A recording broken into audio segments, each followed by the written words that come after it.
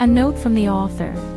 This month's short story, Frozen Time, is a venture into the world of science fantasy, a genre I never expected to write in, and you might be equally surprised to find me exploring.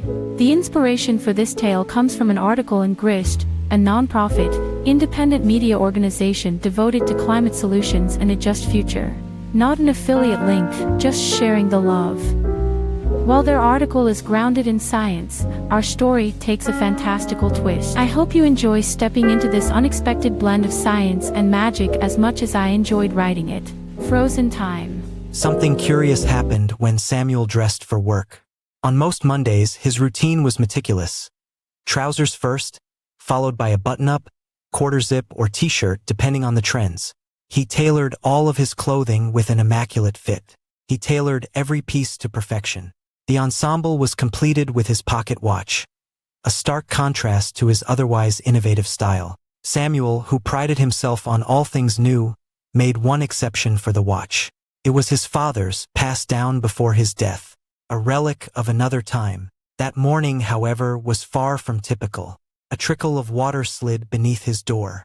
Samuel tilted his head, intrigued, as the trickle made itself into a sheet, submerging the floor. The water crept over heaps of luxury gadgets and souvenirs he'd once treasured. Alarmed, he stepped outside to investigate. The dilapidated town was flooded. Water streamed in from the coast, consuming streets and homes. It swirled around Samuel's ankles as he surveyed the chaos. People perched on rooftops to observe debris. Mattresses, toasters, even cars floated by as casually as if out for a Sunday drive.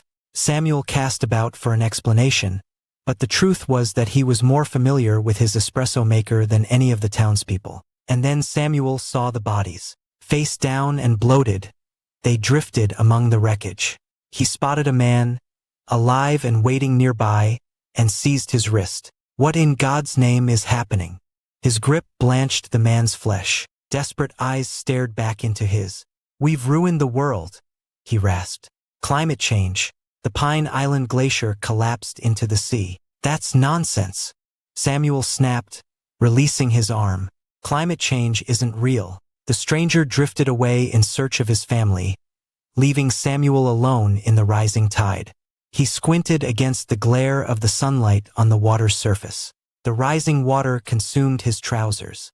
Wading into the street, he caught sight of a child, no older than 8, perched on a nearby roof. "Where's your family?" he called out. The girl pointed silently to the bodies in the water.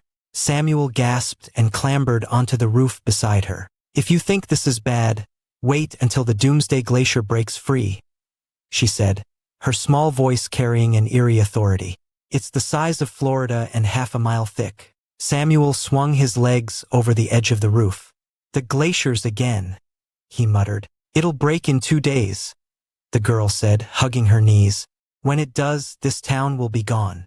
The entire world will be gone. A horde. The floodwaters, the debris, the bodies," they shifted Samuel's heart. He imagined the floodwaters carrying away his designer sneakers, his electric kettle, his tailored trousers. He should have grieved, but the thought was cleansing. He pictured the girl face down in the water and shuddered. "What's your name?" "Talia," she replied. He nodded. "I'm Samuel, and I won't let you die." Talia frowned. "But holding up the glacier would be like Atlas holding up the heavens." He smiled grimly.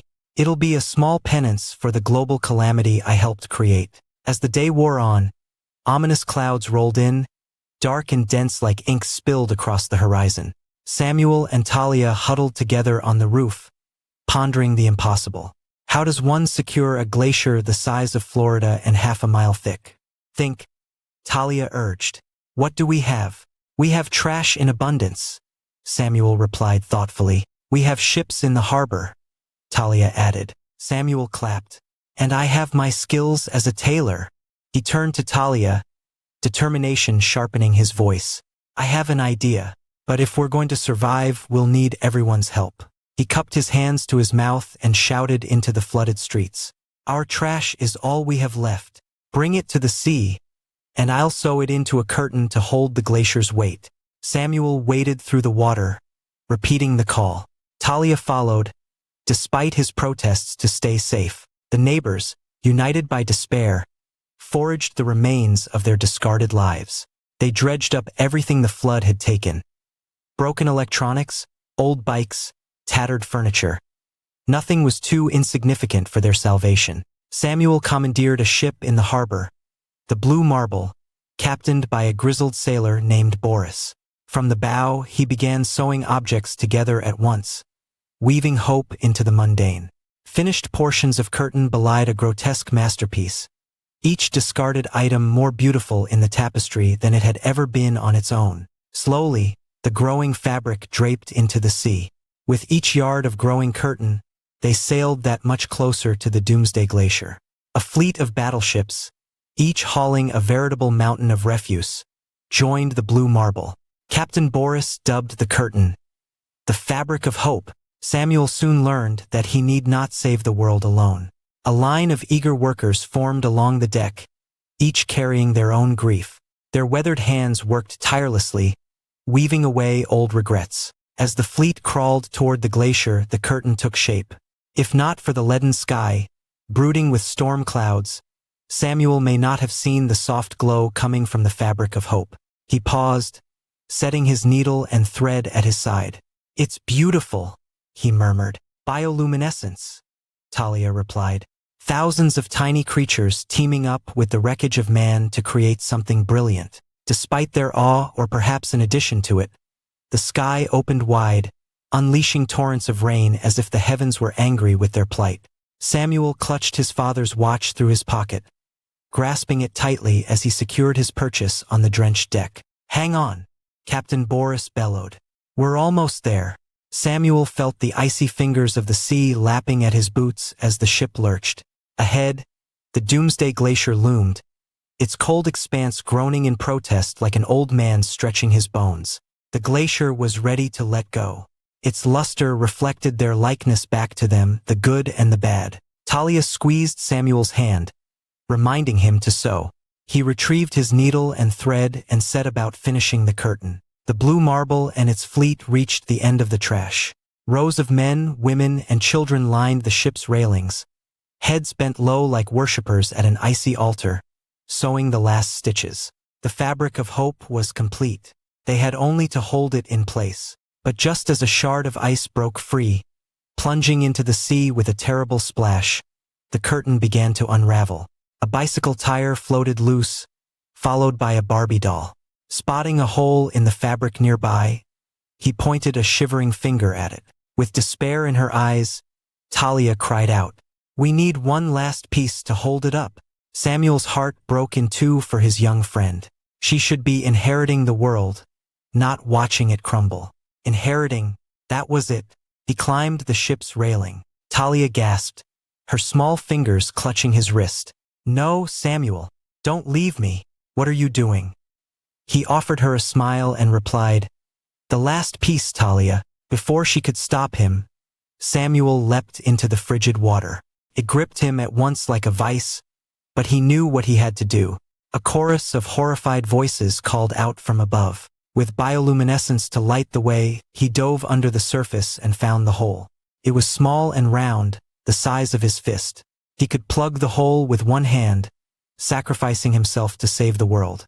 But Samuel knew his greatest possession, the heirloom pocket watch, was the linchpin. He pulled the watch from his pocket, the hands now frozen in time.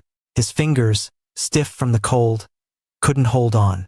He watched in horror as it began drifting downward. The glacier let out a terrible groan, echoing the despair in his soul. He took a deep breath and dove, filling the hole with his fist. The sea washed over him, a watery grave. He pictured the glacier breaking free, smashing him against the curtain, with serene confidence in the world's safety. Just as the air in his lungs stopped being of any use, a current pushed something his way. As if the sea had changed sides in the middle of battle, it delivered the watch back to him. He scrambled madly to secure it, forcing his numb extremities to act. Samuel pounded the watch into place. Then he was on the surface again, pulling blessed oxygen into his lungs. There was still the threat of being smashed by the glacier, but oh, how sweet was the oxygen. As the waves crashed, Talia dangled her little hand overboard and grasped Samuel's collar. Her hands were soon joined by a dozen more, and with a vigorous tug, Samuel was pulled from the sea. "The curtain is holding," Talia exclaimed, and with that, in dropped the Doomsday Glacier, the size of Florida and half a mile thick. Samuel staggered back, taking in the glistening heirloom amid the amassed rubbish, cradled by their hasty curtain. Now the last support holding together the fragile world. The townspeople gathered around him as they made their return voyage. By daybreak they had made landfall. As the water receded, so did Samuel's old life. His new friends gathered around him, making their own sort of curtain, threads now intertwined. Samuel lost his most valued possession but gained the world. The end. We hope you've enjoyed Frozen Time by JCBC. For more great stories, head to jcbc.com and sign up for the newsletter. The video was produced with Lazybird. The music is by Booksmart. The images are powered by Midjourney.